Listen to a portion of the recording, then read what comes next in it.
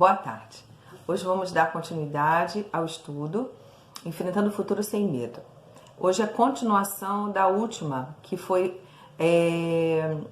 um guia profético em relação a Israel. E hoje será o plano de Deus para a igreja. O último foi o plano de Deus para Israel e hoje será o plano de Deus para a igreja, né? Então, cada vez mais, nas últimas décadas, né, temos visto cada vez mais o Espírito Santo atuando na igreja e por meio dela. Isso está escrito nas Escrituras, através do apóstolo Paulo, que ele disse, né, o dia de Pentecostes, quando o Espírito Santo é derramado pela primeira vez sobre os discípulos que aguardavam em Jerusalém. Com o resultado disso, das manifestações, né, sobrenaturais que aconteceram nesta data, né, lá em Pentecostes, o que aconteceu? Uma multidão de não cristãos se reúne e eles começam a ficarem perplexos com aquilo que estava acontecendo. Em Atos 2, 15 e 18 fala: estes homens não estão bêbados, como vocês supõem. Ainda são 9 horas da manhã, isso Pedro falando. Ao contrário, isto é o que foi predito pelo profeta Joel. Nos últimos dias, diz Deus, derramarei do meu espírito sobre todos os povos. Os seus filhos, as suas filhas profetizarão. Os seus jovens terão visões. Os velhos terão sonhos sobre os meus servos. E as minhas servas derramarei do meu espírito naqueles dias. E eles profetizarão. Note a frase que começa com últimos dias. Vocês sabem o que significa os últimos dias? Os últimos dias foi desde a ressurreição de Cristo até agora. Nós estamos vivendo nos últimos dias. Por isso que o arrebatamento se dará nos últimos dias, ou seja, desde a ressurreição de Cristo até hoje. Por isso que Paulo, aos Tessalonicenses, aguardava a volta de Jesus logo, né? Por quê? Porque nós estávamos vivendo, a partir da ressurreição de Cristo, os últimos dias. Então, o Senhor diz, nos últimos dias, diz Deus, derramarei do meu espírito sobre todos os povos. Os versículos 23 e 28 de Joel, eles mostram uma perspectiva mais clara, mais plena dessa promessa, né? A promessa de derramar o Espírito sobre toda a carne.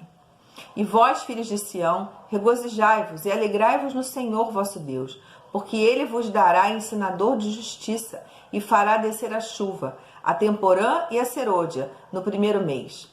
E há de ser que depois derramarei o meu espírito sobre toda a carne, sobre os vossos filhos e sobre vossas filhas. Profetizarão e as vossas filhas profetizarão, e os vossos velhos terão sonhos, e os vossos jovens terão visões.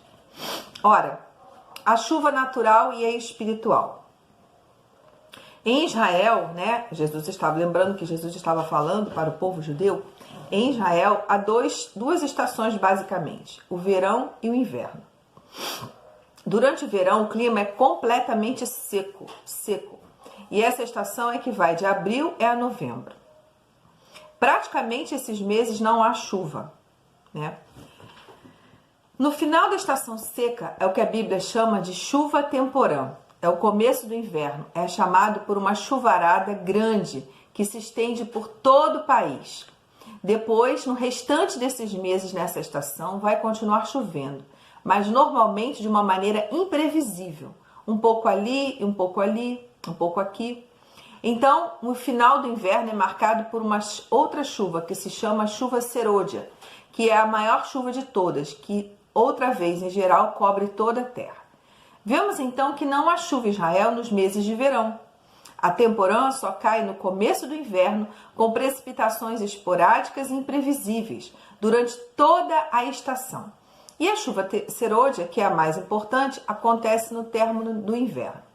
Se o derramamento da chuva, de certa maneira, prefigura o modo como Deus vai visitar a sua igreja e derramar do Espírito Santo, toda essa descrição das chuvas também é uma descrição de que o Senhor Altíssimo faz para a igreja por intermédio do Espírito Santo. E isso é o que está profetizado nos livros de Joel. Depois dessa chuva vieram os meses de inverno e a história da igreja. O Espírito Santo nunca era derramado plenamente. Ele sempre estava ativo em algum lugar, em algum determinado grupo, mas não havia um derramar substancial que tivesse afetado a igreja inteira. Então, entendemos que essa chuva temporã foi, né, esse derramamento do Espírito lá em Atos. E depois, né, ao longo dos séculos, como diz aqui, vieram os meses de inverno da história da igreja, em que o Espírito Santo nunca era derramado plenamente. Nos finais do século XIX, a história da igreja confirma o primeiro derramamento, ou seja, a chuva temporã, que caiu sobre a primeira igreja cristã em Jerusalém em Pentecostes, durou provavelmente um século. Para a igreja daquela época foi algo universal, que afetou todas as áreas em que ela estava localizada. Esta visão sobrenatural do Espírito Santo era uma parte do que haveria de ser predito, do que foi predito. Então, o final do inverno foi marcado por uma chuva serôdia, aquele derramar grande, final e universal do Espírito Santo. O propósito de Deus com a restauração, né? O derramar do Espírito Santo que está se cumprindo hoje na igreja. Esse é apenas um pequeno exemplo de como esse sinal é específico. O derramar do Espírito Santo que está se cumprindo hoje na igreja. O propósito de Deus, a restauração. Tanto em relação a Israel como em relação à igreja, Deus está operando um único propósito. Embora ele faça isso de maneiras diferentes, de formas diferentes, apropriada à natureza diversificada de cada povo da igreja e do povo de Israel, o seu objetivo é o mesmo. É a restauração sobre o qual nós vamos ler em Atos 3, quando Pedro diz: arrependei-vos e convertei-vos, para que sejam apagados os vossos pecados e venham assim os tempos de refrigério pela presença do Senhor. E envie ele a Jesus Cristo, que já dantes vos foi pregado, o qual convém que o céu contenha até os tempos da restauração de tudo, dos quais Deus falou pela boca de todos os seus santos profetas desde o princípio. 4 fases estão relacionadas ao fim do tempo nessas escrituras. A primeira é o do arrependimento. Deus chama o seu povo ao arrependimento. Deus chama para que o seu povo se arrependa, para estar alinhado com os propósitos do Senhor. Quando você, meu povo, se arrepender, sim, aí virão os tempos de refrigério. Então a segunda palavra é refrigério. Deus diz que os tempos de refrigério nos levarão a um tempo de restauração de tudo. Então, primeiro arrependimento, depois refrigério e aí restauração. Assim, todas essas coisas são colocadas no lugar certo e na condição adequada, de acordo com a particularidade de cada povo, Israel e igreja. Esse momento é muito importante. E o Senhor falou sobre ele por intermédio de cada um dos seus profetas na antiguidade. É o tema de toda a profecia. Toda a Bíblia está em conexão, toda a Escritura está em conexão com isso, que é esperar a volta de Jesus Cristo do céu. Então, são essas 4 palavras: arrependimento, refrigério, restauração e a volta de Jesus. Ou seja, a volta de Jesus não ocorrerá sem que antes aconteçam esses 3 fatos. O ápice do período de restauração ocorrerá não com as coisas, mas com os povos, aqueles com os quais Deus está relacionado por suas alianças inquebráveis, Israel e a Igreja de Jesus Cristo. Essa promessa é a chave para compreendermos a execução de todos os seus planos. Embora, haja muita confusão, nós não temos que ficar desanimados ou abatidos.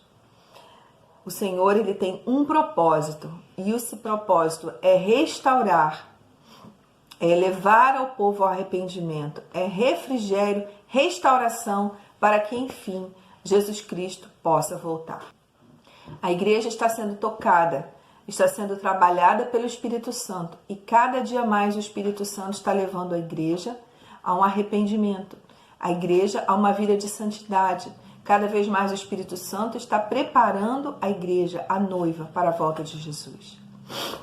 E assim o Senhor fará também com Israel, quando chegar lá na tribulação. Porque a Bíblia diz que a tribulação é para Israel e para os ímpios. Para os ímpios, para a condenação eterna, se eles não se arrependerem. E para Israel, para que Israel se arrependa. A Bíblia diz que só quando Israel reconhecer que Jesus Cristo é o Senhor, ele virá. Só quando Israel solicitar, clamar pelo Messias, ele virá. Porque Israel será enganado. O povo de Israel será enganado pelo anticristo. O povo de Israel estará aguardando a vinda do anticristo, achando que é o Messias. E ele enganará. Só que o povo de Israel, quando o anticristo se assentar e quiser ser adorado no templo que será construído pelo povo judeu, aí sim o povo de Israel vai cair em si e vai ter a certeza absoluta de que foram enganados. E aí clamarão pela volta de Jesus. Queridos, é importante que nós entendamos algo fundamental. Deus não substituiu a igreja por Israel. Deus continuará com seu plano com Israel. Deus tem um plano com a igreja e Deus tem um plano com Israel. E ele cumprirá esses dois planos. Ele cumprirá aquilo que ele tem preparado para a igreja e aquilo que ele tem preparado para Israel. Essa promessa de restauração que o Senhor faz ao seu povo vale tanto para Israel como para a igreja. Em meio a toda essa confusão e perplexidade, nós precisamos ter consciência de que somos parte do povo de Deus. Nós precisamos crer que o Senhor, com os propósitos da sua graça, da sua sabedoria, da sua onipotência, exercerá a nosso favor aquilo que ele deseja. O Senhor fará com que a sua igreja seja totalmente restaurada e preparada para ser noiva, para estar se encontrando com o noivo. E também o Senhor preparará Israel, para que Israel esteja pronto para governar com Cristo no milênio. O mais importante de tudo isso que eu falei para vocês em relação à igreja, em relação a Israel, é desmistificar o que muitos dizem, que Israel foi substituído pela igreja. Não! Deus continua com os seus propósitos e com os seus planos de Israel. Por isso precisamos estar atentos a tudo aquilo que está acontecendo com o povo judeu, a tudo aquilo que acontece em Jerusalém, a tudo aquilo que acontece com o povo de Israel. Estamos vendo hoje o Aliá, que é o retorno do povo judeu para Israel. Isso é uma coisa fantástica. Se vocês acompanharem na internet, vocês verão. Eu tenho um site que eu acompanho que se chama Últimos Acontecimentos, que ele mostra quanto cada dia mais judeus estão retornando para a sua terra prometida. Quanto isso está se tornando algo comum. O quanto o povo judeu está preparando todos os utensílios para o templo. Pesquise na internet, Instituto do Templo. Pesquisem no Google ou no YouTube e vocês verão. Já está tudo pronto, tudo preparado. Os judeus falam que em 6 meses eles conseguem levantar o Templo de Jerusalém. Queridos, tudo está se encaixando. Tudo está mostrando para nós que nós, de fato, estamos vivendo os últimos dias e que a volta de Jesus é mais breve do que nunca. Ela está mais perto do que nunca.